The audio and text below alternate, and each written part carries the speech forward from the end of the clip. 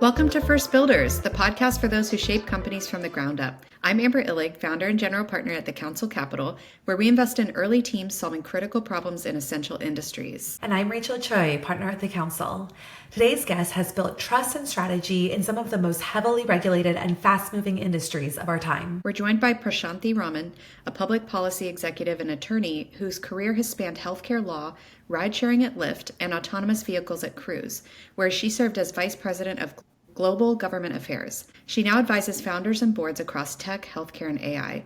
And this is a really special conversation for me because we actually worked together at Cruise, which was really fun. And now she's a big supporter at the Council. Excited to have you. Prashanthi, welcome to First Builders. Thank you so much. It's so great to be here. Appreciate the invite. Yeah, we're excited to dig in with you. And it's great to get to chat with you after so long than it's been since we worked together at Cruise. But let's start at the beginning.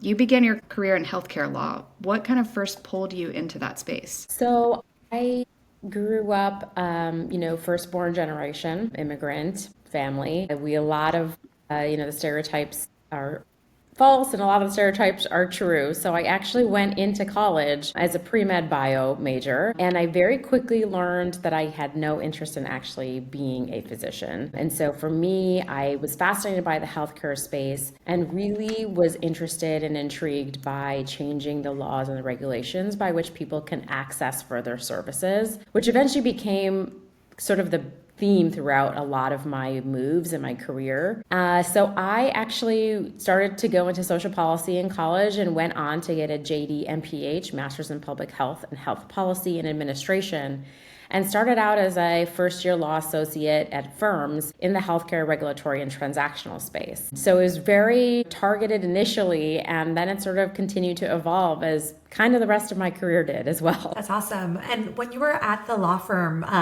when did you kind of make that shift over into public law policy? Was there anything in particular that sparked the impetus for moving beyond the law firm life over into policy and government affairs? I was always really interested in sort of legislating health policy as I realized how difficult it was for people to access something like healthcare, which is such a basic need for everyone. But one of the things that I learned in the policy space and then again became sort of the ethos of how I handled a lot of the rest of my career moves was I was the outside counsel to a big retail pharmacy company, and they were starting their retail health clinics. So you walk into a pharmacy and you can get vaccinated by, a practitioner. Those laws did not exist. And here we are at a big box pharmaceutical company who is asking our help to sort of develop the regulatory framework by in which this could be legal. And that started a lot of this definition of new categories for me. And I started realizing the gray space in the law and the avenues of which people could build and really produce in that space. And that was something that was very interesting to me and eventually led to my involvement more on my side hustle on the policy side, which eventually became my full-time career. Wow. And then how did you move from being healthcare focused and pharma world all the way to Lyft and rideshare and tech? That's quite the move. It's quite the orthogonal shift. I agree. I actually, I was in-house counsel, and I was also at the same time really navigating on the side outside of my professional 9-to-5 career, really just being involved in politics in Illinois. And because of my healthcare subject matter expertise, the governor of Illinois at the time, Pat Quinn, appointed me to run his healthcare legislative affairs for the state. Wow. And so that was really my foray into this legislative affairs world. I oversaw 8 healthcare agencies, small and big, passed small and big pieces of legislation, like expansion of Medicaid, medicinal marijuana, which is one of the first in the country. And in 2014, I was handed the Uber and Lyft bill, the ride-sharing bill. And I met people along the way from Lyft. My husband was already in San Francisco. The governor wound up losing his reelection, and Lyft swooped me up pretty quickly. And so I began my journey into this tech and transportation world coming from healthcare, really just because one of my colleagues said, hey, there's some complicated insurance stuff on this bill in Illinois. Will you handle this? Because you practiced law before.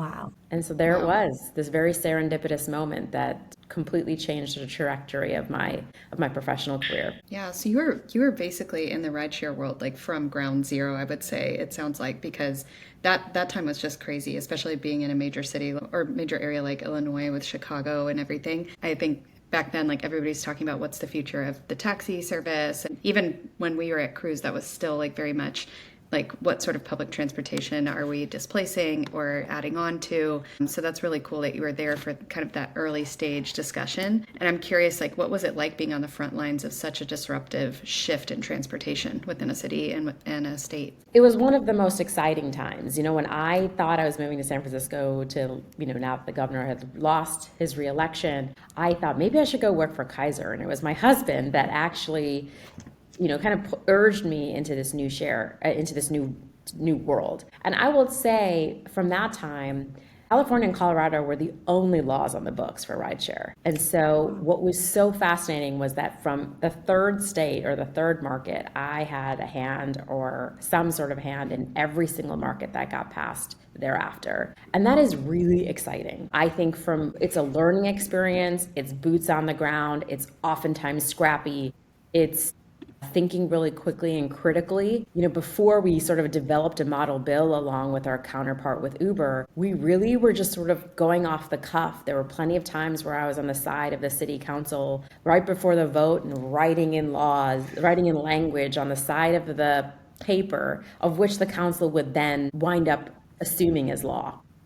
Wow. And so you really did have to have sort of that critical thinking, the legal writing, the understanding of what may versus shall might actually implicate in the laws and regulatory environments. And it was a wonderfully intriguing, challenging, and also very rewarding time. For me, in one of my sort of like service first kind of approaches that I take, the opportunity to be able to allow access for people in such a fundamental way, like transportation, was something that really drove me. And you were able to actually see that happen anywhere from the driver's side on the economic empowerment piece, along with the riders being able to get to and from healthcare appointments, education, jobs, etc. And so it really sort of launched these other aspects of their lives that I didn't actually think about when I started at Lyft. Yeah. So really, and I love that. Yeah, and I love that theme that you kind of mentioned around access, right? Like you talked about like the healthcare access piece of things, but then also the transportation access, like seems to be kind of like a common thread along your career. But it is, I think that was an inculcation from my mother. In the Sanskrit word, there's a Sanskrit word that is called seva, which means service to others. And it is something that she sort of built into us, into my siblings and I from the age of 0. And so I think that's really kind of kept with me throughout my career. I love it. Yeah. And then when you went to Cruise after Lyft, it was really kind of like an industry that didn't exist yet, right? Like being the first in autonomous vehicles, or thinking about like one of the first in autonomous vehicles. What did you learn about kind of building trust within that technology and, the regulatory and compliance that was still proving its safety as well? Yeah, so I think from all the new categories of technology, there's always a huge learning curve for the consumers that you're trying to, get on board. And that does require a lot of trust building, both from the consumer and the regulatory side. I'll say from the consumer side and even the regulatory side, when you think about even just the rideshare market, it was turning people's pedagogy of don't get into a car with a stranger. Yeah. And then you're saying, okay, get into a car with a stranger, but they're background checked. And we promise you their background checked is all of these things, and we're going to actually codify that. And then you go, okay, well, no, actually get into a car with no one. Again, don't get into a car with no one. Layers, right? Right. So this shift in way people get around, or how they've sort of assumed this is how their everyday lives are changing, that is actually a big shift from a psychological standpoint. And so one of the things is really working with the regulatory environment and the policymakers and decision makers for them to understand the technology, whether that's to experience it themselves, whether it's to provide a number of times to answer their questions. And so while it's the government affairs and policymakers' jobs to really create those relationships and to create this liaison for the company, sort of this liaison moment for the company, We really relied a lot on our engineering team and our operations teams to be able to explain a lot of the very detailed analyses. And in some ways, I actually think it was harder to leap from rideshare to autonomous vehicles because it's such a curious space. I mean, people at least understand that there's a driver in the car, and you can go around with all the background checks that are just slightly different in terms of the regulatory environment than taxi drivers have to go through. It's a different sort of licensure program. But now you're talking about putting people in a car with a technology driving it with no one there. And that's a big shift even for policymakers. And so to the extent that you can be accessible from a information standpoint, from an understanding standpoint, and all these, and also, what the big push was from government makers across the industry, across the world, really, were like, how do you certify that these are safe? And because, the United States follows sort of a self-certification process, you really have to provide a lot of time, effort, consistency, reliable and credibility behind what you're saying, because it's such a delicate balance, the information that they are using to make these big decisions. And I know with Cruise, things did not turn out for the company like any of us wanted, at the end of the day, with them kind of shutting down via GM. But I still feel excited and proud anytime I see a Waymo out on the streets, and just like self-driving cars in general, I'm super bullish on, having worked on that in that industry with you for 3.5 years on my side. And I think just for our listeners, it's easy to take for granted like how much work goes on inside of these companies, especially on government affairs teams, to move that ball forward with local and national, forms of government. And I definitely saw that firsthand while you were at Cruise, which was really cool to see. And I feel that you had a hand in that, even what we're seeing today on the streets of San Francisco. So I'm just curious, like looking back, what were some of the early wins that gave you confidence that like your work in self-driving cars could scale and could actually like be real someday? I think there was definitely that moment in time. I think there was so much work across the industry prior to that. And we cannot discount what all of that was from a progress standpoint, from a learning standpoint, and also an education piece. I mean, would people be riding around in Waymos all the time now if we hadn't worked all together to do all those things in the past? Some of those early wins were even just, my first week and a half at Cruise was shut down. We had to figure out a way to get our vehicles back on the road. And so really thinking about how we could serve the community. So we teamed up with the food bank of San Francisco, and we started delivering food and groceries. I remember that. But on the policy front, you actually had to prove that that was an essential service to the California Department of Public Health. Right. And so that was something that was like a big policy win at the beginning that actually allowed us to be back on the road and to be able to serve the community, and while also augmenting our technology and using it for something that eventually could be very important to the community and the constituents around us, being able to provide food, being able to provide no contact delivery, et cetera. And so I think that is something that really sort of made me shift from like, wow, this technology really can change how we impact people and their lives.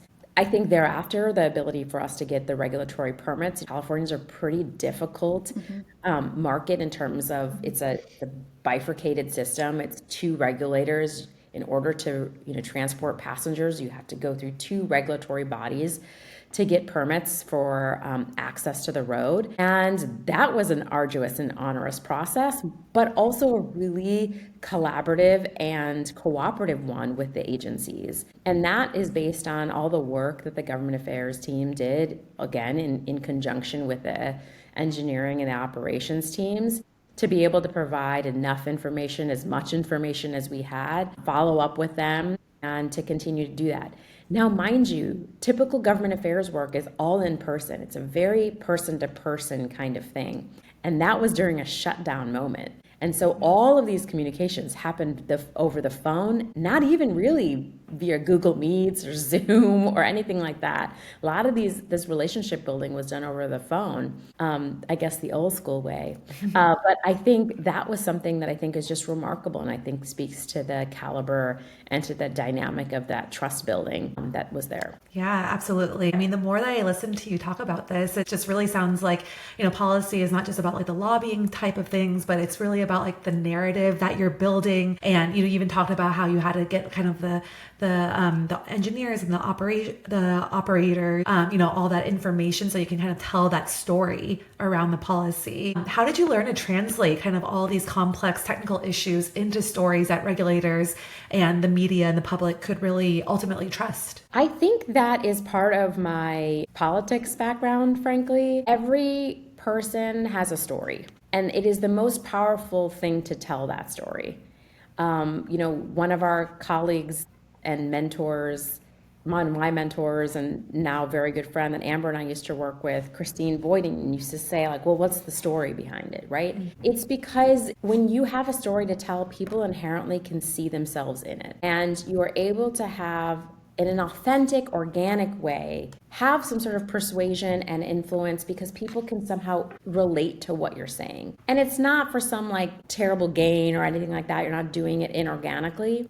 But in order to tell people stories of how they get to work and what their difficulties in getting into public transportation because they haven't been able to get to work in the last 10 years because this bus doesn't show up, or I have to take a bus to another bus and sometimes it's canceled and then I'm late for work and then my job says I can't be there anymore because I'm late for work so many times. And when you can translate that into a story that there is a solution for this and it's an accessible solution, I think that's such a game-changing moment for people to really understand how technology can like build upon their lives. And so I think from politics, it's also from like your own experiences, it's from learning about people and people's communities and their issues and their struggles. And I think it's about, navigating the best way to tell the story, which is someone else's journey. Yeah. And speaking of, writing a story and having a narrative and, partnering with communities and understanding that perspective, you've definitely led through multiple crises and scrutiny. And that's pretty much always going to happen if you're working on game-changing technology. But times when regulators or communities have pushed back, what's been your playbook for turning conflict into constructive dialogue? Well, I think number one is keeping level-headed. I think a lot of people, when crisis, personally, professionally, their frontal cortex goes haywire, right? And decision making starts to decline in those moments, right? So I think it is an opportunity to really stay grounded and ask a lot of questions, because a lot of questions will then wind up turning into information that will help you kind of get through the journey of the crisis. I also think the playbook is notify the most important stakeholders at first what's going on, continue to keep them abreast of what's happening to the extent that you know what's going on or have an understanding of things. And also it's having an understanding of what the best exit is. Like, what is the end goal here? What are we trying to accomplish? For example, when I was at Lyft, we had some background check issues that came up, and we'd see drivers that weren't supposed to be on the platform at the time, or something happened, right? And so, we had to say, what happened? It's like, let's do a little bit of a postmortem so that we can identify what the issue is. And maybe what they're saying is correct, and maybe what they're saying is incorrect, and we have to rectify what that story is. And so it's not only notifying the correct stakeholders internally, but also externally. So internally, you'll have your own playbook. You'll have to work with the communications people, with the operations, with engineering folks to really understand what's happening. Externally, you provide as much information as you can at the time that you have it, and continue to keep the dialogue open. I think that's the best way, because when you have a vacuum of information, that's when people start to get really antsy and not understand what's happening. But the point of that is to ensure that there's more information always coming. Yeah. because you're not going to have all the answers in that first hour, second hour, third hour. Yeah, I love that. And then I feel like a lot of founders probably don't really think about, government affairs or, folks in their team that's like focused on a policy and regulation until it's a little bit too late. What advice do you have for early stage companies that are starting to build this muscle? And what do you think is the cost of waiting for them? Great question. I think a lot of companies who desire hyper growth and in highly regulated markets or in areas of which don't have many laws on the books. I mean, we're living in one right now with AI. Totally.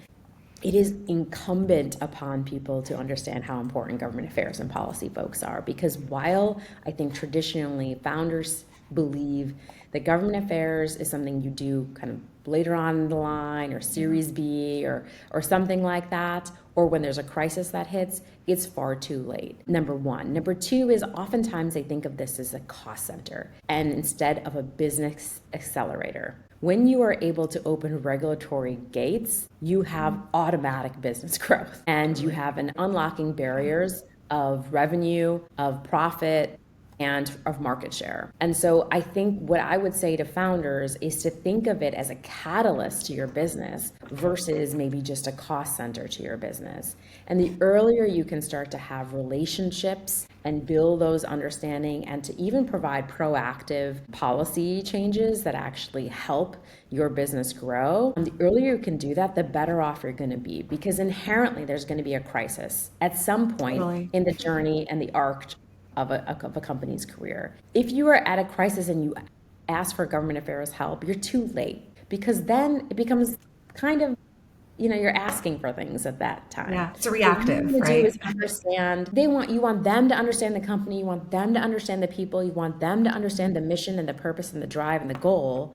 And hey, you remember how we talked about all these benefits and these solution-oriented approaches that we're coming up with?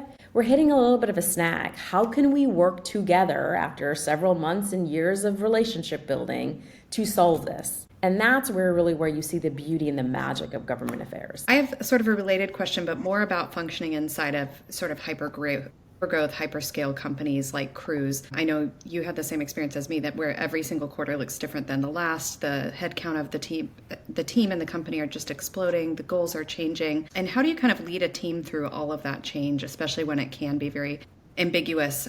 All of a sudden there's an org change. Everybody's day-to-day looks a little bit different. That makes some people very uncomfortable in an environment like that. So how do you function in an environment like that? And then how do you kind of lead a team through that as well? I think one is your own leadership style really gets you grounded in that approach. I think number two is really understanding your team and what makes them tick and what makes them, encouraged, what makes them feel supported. Every team member is very, very different. But three, also just reassuring them that early startups and startups in hypergrowth are like this. There's a lot of pivots, but that doesn't mean that there's not a still end goal of, for us, it was getting these autonomous vehicles on the road, right? And so there might be a different direction to take us there, but the goal is doing that. And to kind of get through some of the other noise that they're hearing about what those pivots will be.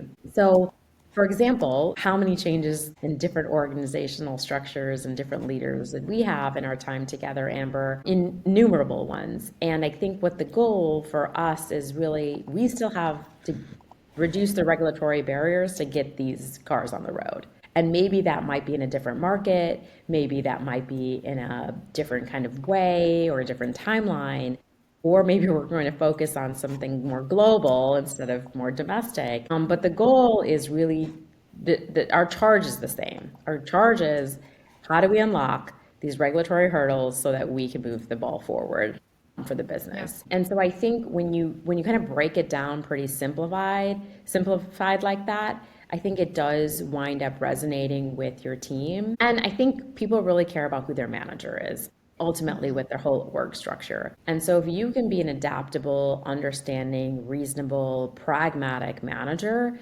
people will want to work for you, number one. And number two, you'll be able to sort of ground people accordingly. We had tons of different changes, even on the government affairs and legal side, on who the leader was. But I think really what kept us going was people were still genuinely decent human beings, right? And they wanted to see this autonomous vehicle ventures succeed. And so when that happens, you can mostly get people rowing in the right direction all the time. And of course, you're going to have attrition and matriculation, and those things are going to happen regardless. But you also can be really, you can look yourself in the mirror every day, understanding what your mission is ahead of you is pretty consistent. Yeah, I'm definitely seeing a theme here. I feel like you're definitely a grounding force during a crisis with external parties, internal parties, and then also, with org changes and big shifts inside of organizations. Again, a grounding force for your team. So that's cool. Thank you. Yeah. I think so. Yeah. No, I'm sure they appreciate it. Yeah. And right now, like just even listening to you, like talk about all like the roles of like policy leaders and government affairs type of leaders in different companies. I'm like, oh, that sounds like a really cool function to be able to like be a part of, right? Especially in this intersection of where we are right now in technology. And so I'm curious, like if there's any kind of like predictions you have in how the function may or may not evolve too, like, now with like autonomous vehicles becoming more prevalent, AI coming out there, healthcare just having more complexities with AI as well. I think that this is even more of a need for government affairs. Like I said, the people who are making the decisions aren't turning into AI. When they're not turning, like you're not going to have AI. Maybe you'll have AI Congress people. That would be very interesting from a democracy conversation we can have on a different podcast. But these are ultimately people who are making these decisions. And what makes government affairs and public policy so special is this intersection of policy, politics, and people. And so inherently, when you think about storytelling and you think about advocacy and you think about changing or writing and creating laws, it's the people that are making these decisions that matter. And so the people who have relationships become even more important in these places where there's a lot of uncertainty and how businesses are going to grow based on what this uncertainty looks like on the regulatory side. And so in this AI space that is cross industry hitting, where it's, you're going to have it across every single piece of way in which we all live, I think it's even more incumbent upon companies to really double down and either having a government affairs or public policy approach, whether that is a team in-house, whether that's a strategic consulting shop outside of that, or an advisor or a board person who is able to understand how this system is going to affect the growth, the allocation of your capital, the mitigation of your risk, when it comes to growth. And that is extraordinarily important, particularly in these really complicated times. Agreed. Yeah. And let's zoom out a little bit. Like outside of work, what kind of grounds you when you're operating in such high stakes environments? Really, I have my family. I have 2 young daughters, both of whom I had at Lyft, and was the first mom on the government affairs team and helped found the breast milk shipping policy. And they are sort of the reason why you get up in the morning, because you want the next generation to do something good. And so a lot of time and effort in ensuring that they're walking the right path, that they are honoring who they are in a different way than I think a lot of firstborn generation immigrant families were raised differently. We just had to kind of grind. There was no time for feelings. There was just like an opportunity to like do good in this, to do well in whatever you were doing. And now it's like a different way of parenting. And so that's a learning opportunity too. And really, I have to say my husband is like the strongest supporter of everything I do and everything I am. And so I think that is a really good grounding for us. He's also super unemotive. And so that keeps, when you have a mono-emotional and monotone partner in your life, it actually gets you grounded really quickly. And so, I think that has been really the grounding force. I also have several hobbies. I am a big dancer. Oh, cool. Read a lot. I also really much fill my cup with learning about different people's industries. So people become really important part of filling my cup again. And then I take some time to do the fun stuff like a manicure and pedicure. Yeah.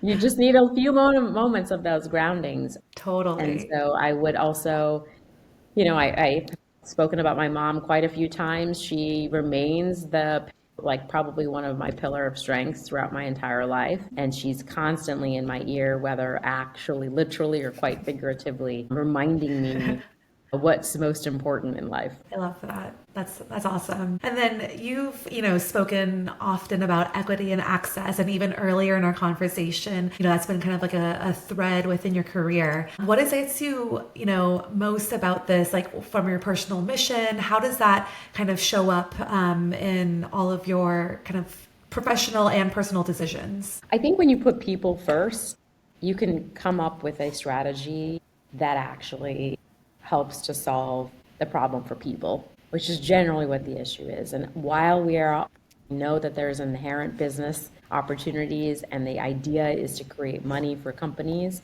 when you put people first, you already have a mission. And I think that for me is when you put that mission first and you start to build a strategy around that and those people and that problem statement, that's when I think you're actually like doing good in the world. Whether or not you're making thousands, billions, of dollars for people, it's actually serving a higher purpose. And so that is sort of where I navigate my career, professional decisions, my strategic advice for individuals, building a political campaign to change regulatory or legislative bodies. That is something that I think is really the guiding force. That's awesome. And you're also now an advisor to emerging startups. What kind of excites you most about this chapter of supporting founders rather than just being inside one company? I think when you master your craft, there is an opportunity to give back in a whole host of ways. And what I love about the advising approach is what I've realized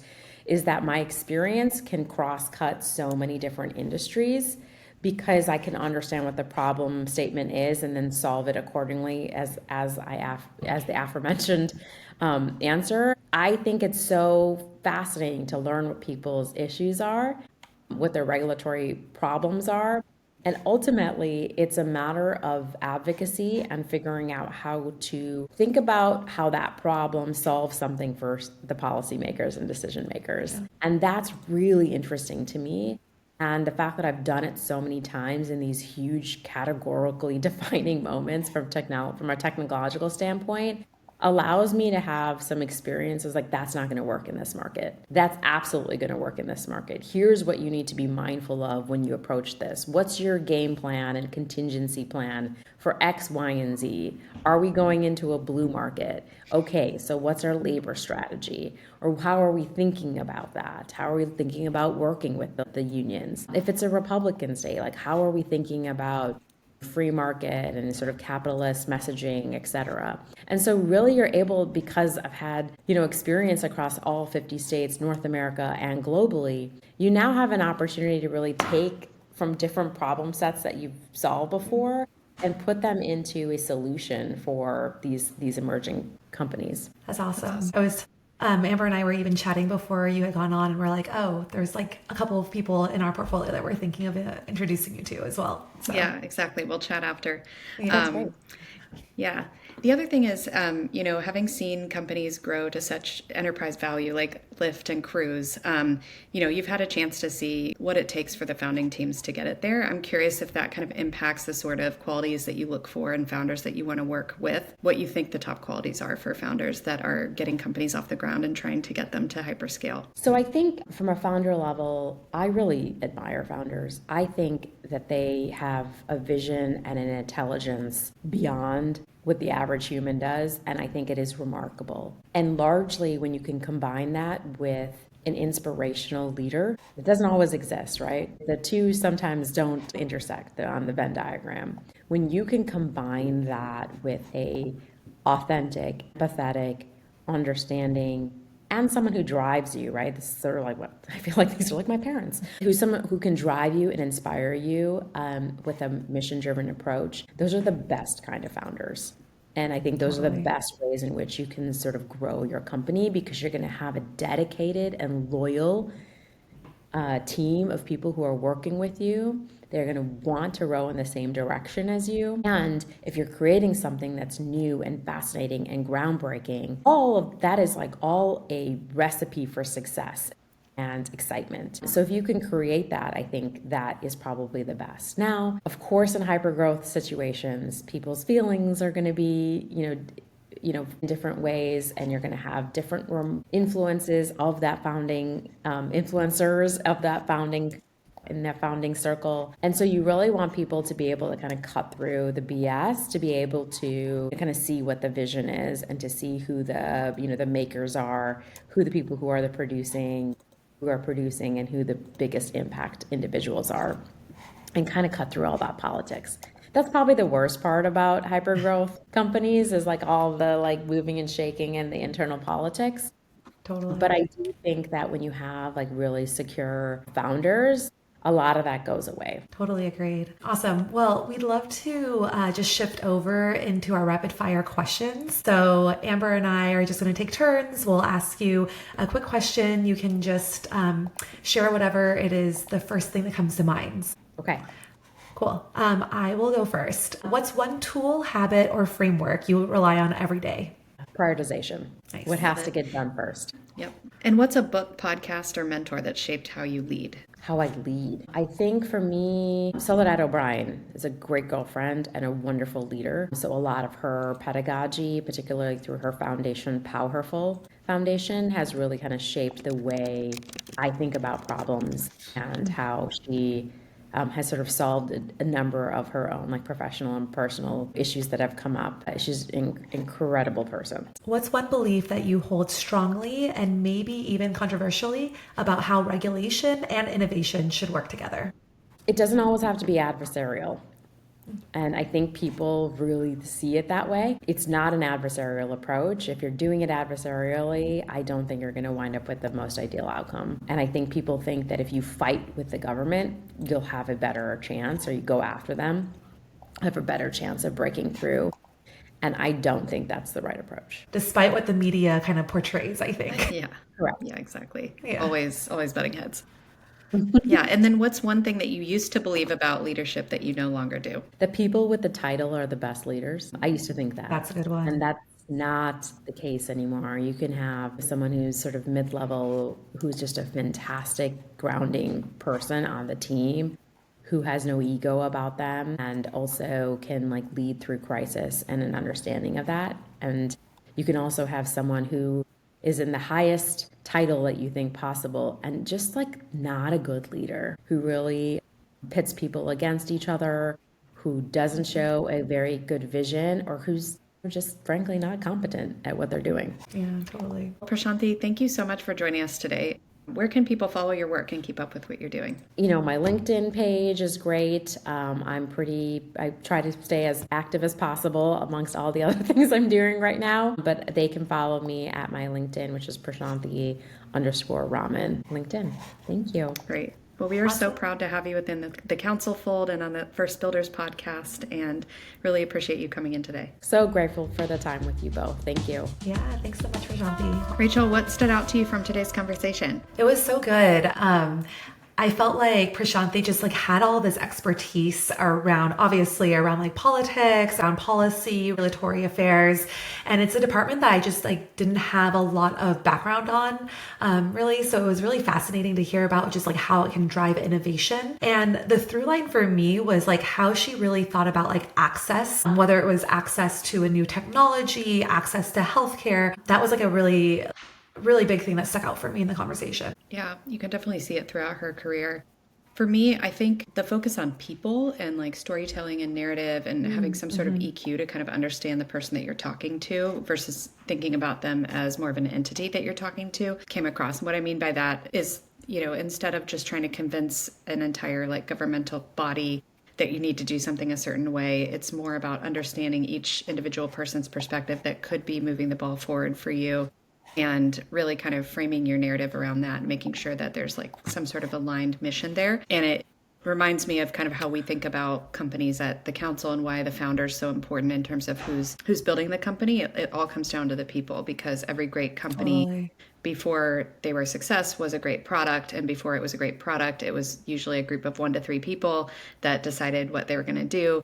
And we also hear this from our portfolio companies as they're selling into bigger companies. Like, it's not just about selling into the finance department. It's about selling to the person in the finance department and getting them on board with what you're doing. So it feels like she's just like led through her career using a lot of influence and indirect influence to get things done, which is sometimes harder than having direct influence over people. So I thought that was really interesting. Totally agree. And I feel like storytelling is having a big moment right now. I think, I don't know if it's because of something with like AI and technology and people feel like there's all this AI slop going around, but I see it throughout just like a lot of different like conversations where storytelling is so key. And I love how it was like a really key driver in her career also here. Yeah, totally. Well, if you enjoyed this episode, leave us a review, share it with a friend, and subscribe to First Builders wherever you get your podcasts. Awesome. Thanks, everyone. We'll see you next time.